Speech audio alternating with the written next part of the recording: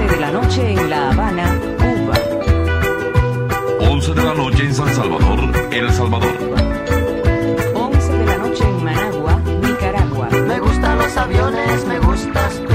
Me gusta viajar, me gustas tú. Ce 27 septembre, ce sont plus d'un millier de personnes qui s'étaient donné rendez-vous dans les rues d'Avignon.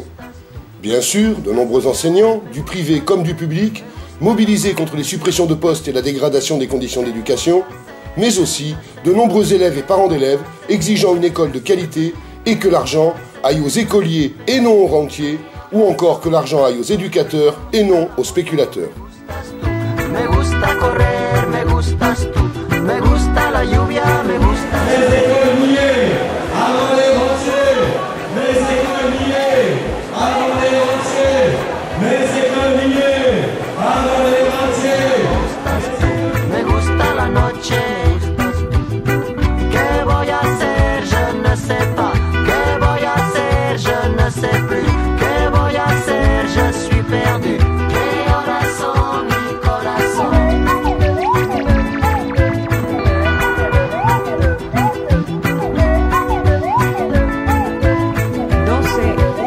Dans le Vaucluse, pour cette rentrée 2011, les écoles primaires accueillent au moins 300 élèves de plus, les collèges 90 élèves de plus.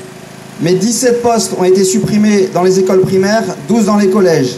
Dans les lycées de l'académie, les lycées généraux et technologiques, ce sont 88 postes qui ont été supprimés. De nombreuses classes trop chargées, tout le monde peut le constater. En lycée, mais aussi dans les collèges. L'insuffisance des moyens de remplacement. Et il faut prévoir que dans l'année, des classes se retrouveront bien, et des classes nombreuses se retrouveront bien sans enseignants pendant plusieurs semaines.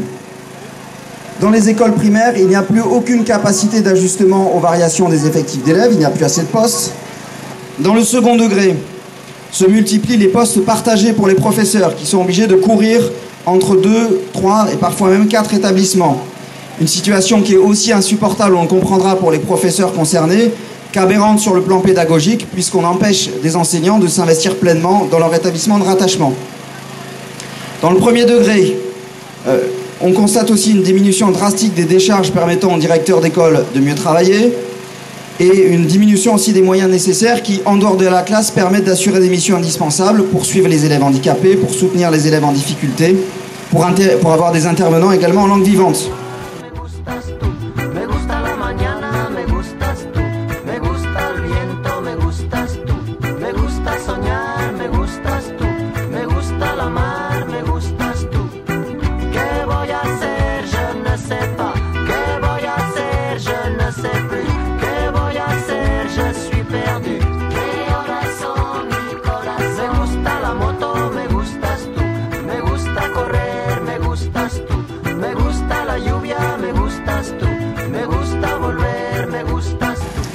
Dans notre département, comme pour l'ensemble de la France, les effectifs d'élèves repartent à la hausse et l'argument de façade qu'on nous servait autrefois, qui consistait à justifier les suppressions de postes par la baisse des effectifs d'élèves, ne tient même plus.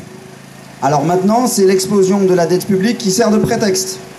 Alors que cette dette publique, on le sait bien, est créée en grande partie par une désagrégation voulue de la fiscalité, par une désagrégation des capacités de financement de l'État. Cette crise de la dette publique est aussi due en partie à la crise économique et financière, mais contre laquelle les gouvernements français, comme d'ailleurs européens, n'agissent que par l'austérité, sans résultat. Et c'est ainsi que l'école est sacrifiée au nom du dogme de non-remplacement d'un fonctionnaire sur 2. La majorité au pouvoir considérant l'éducation non pas comme un droit, mais comme un poids, non pas comme un investissement, mais comme une charge. Le salaire d'un patron de Société Générale, c'est 850 000 € par an.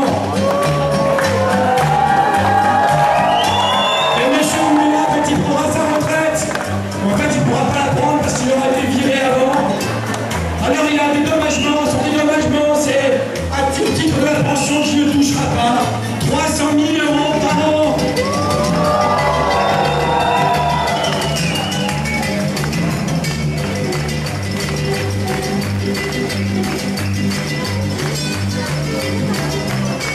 La société en la société en la société en Alors le gouvernement, le ministère de l'Éducation nationale cherche à tromper l'opinion en affirmant sans cesse que l'on peut faire plus avec moins d'enseignants. Une autre politique éducative porteuse de progrès passe par une volonté de faire réussir tous les élèves. Nous le répétons encore. Ça passe aussi, parce qu'on ne peut pas faire plus avec moins, par un budget plus volontaire qui permettrait de créer les conditions d'enseignement et les dispositifs nécessaires à la réussite de tous, à la réduction des inégalités scolaires qui, un récent rapport de l'OCDE le montrait encore, sont particulièrement marquées en France.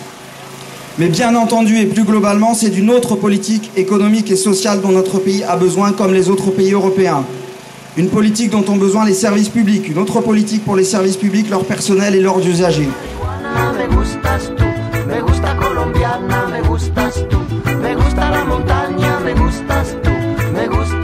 À cette rentrée 2011, 16 000 postes, 16 000 professeurs qui manquent dans les classes. Et pourtant, 16 000 professeurs, ça ne représente que 0,7 milliard dans le budget de l'État. On nous dit qu'il faut recapitaliser les banques françaises et que le gouvernement s'apprête à jeter une nouvelle fois à fond perdu 10 à 15 milliards d'euros dans le capital de ces banques sans prendre aucun contrôle en même temps. De la mañana. Me gusta camelar, me gustas tú, me gusta la guitarra, me gusta... Monsieur l'inspecteur, écoutez la foule. Les écoliers, avant les rentiers. Les écoliers, avant les rentiers. Les écoliers, avant les rentiers. Les écoliers, avant les rentiers. Me gusta menear, me gustas tú, me gusta la Coruña, me gustas tú, me gusta Malasaña. Le progrès n'est pas l'ennemi de l'économie, il faut le répéter en ces temps de crise. Il est par exemple nécessaire de refonder une vraie fiscalité progressive, juste, incluant une taxation des transactions financières. Il est nécessaire de soutenir le pouvoir d'achat et la demande, de faire de l'emploi une vraie priorité. Les mesures d'austérité, celles qui sont déjà à l'œuvre depuis 2007-2008 et celles qui s'annoncent, qu'on nous promet encore, ces mesures d'austérité et les contre-réformes qui menacent l'école, les services publics, la protection sociale, les retraites, ne nous sortiront pas de la crise, elles nous y enfonceront encore un peu plus. C'est pourquoi les organisations de l'éducation, ici rassemblées, ayant appelé à cette journée dans notre département, appellent aussi à se joindre aux nouvelles journées d'action qui arrivent. Le 6 octobre, journée d'action des retraités avec manifestation à 10h30 à Avignon devant la cité administrative. Et puis le 11 octobre, journée d'action nationale interprofessionnelle public-privé. Rendez-vous ici pour le 11 octobre à 11h, Gare Centre, pour la journée d'action public-privé. Merci à tous. Et le 11 octobre, public-privé, tous ensemble, ouais. Cocina, me gusta, De la mañana. me gusta camelar, me gustas tú, me gusta la